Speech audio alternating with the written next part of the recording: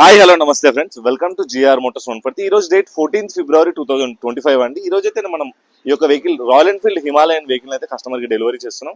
Vehicle వచ్చేసి మనం నార్కర్నూల్ district నుంచి అయితే మన దగ్గరికి సేల్కి వచ్చింది. కస్టమర్ అయితే వనపర్తి డిస్ట్రిక్ట్ అండి. సార్ వెహికల్ నచ్చిందా?